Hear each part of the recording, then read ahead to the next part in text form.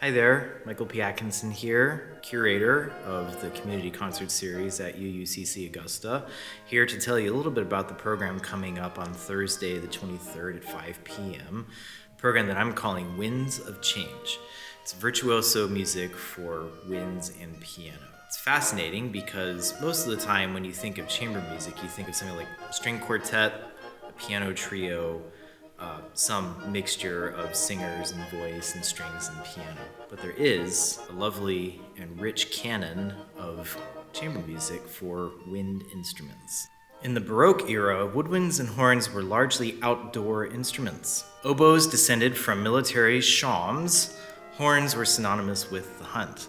Composers like Telemann began coaxing them indoors, writing elegant sonatas and trio pieces, but the wind still played a supporting role over a keyboard and cello foundation, what was called basso continuo. The transformation came with the classical era in the courts of Central Europe, where aristocratic patrons maintained ensembles of paired oboes, clarinets, horns, and bassoons at evening entertainments, playing at a table. This was called Harmoniemusik. Mozart stands at the absolute center of this world. His serenade in C minor for wind octet elevated what was essentially background music into a profound artistic statement. His quintet for piano and winds, which Mozart himself called the best thing he had ever written, created a new chamber genre demanding absolute equality among all five voices. And his clarinet quintet exploited a newly refined instrument to produce music of almost heartbreaking lyrical beauty. Beethoven drove the music into more dramatic territory. His septet for winds and strings is one of the most popular works of his lifetime, and one of the works that you're going to hear on our program, the Quintet for Piano and Winds, was written actually as a response to Mozart's piece, and a beautiful tribute to Mozart at the same time, but carrying on this tradition of equality among all five voices in that chamber ensemble. So the Beethoven really is the centerpiece of the program, and it shows perhaps the second most important step in the history of the evolution of wind chamber music. What we also have on the program are some arrangements of popular works by Johann Sebastian Bach.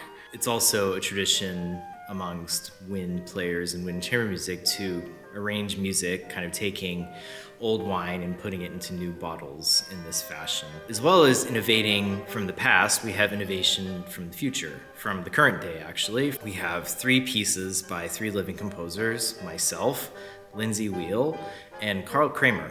These pieces explore different characteristics of sound that you can get in these ensembles and are meant to really expand and explore what might be possible.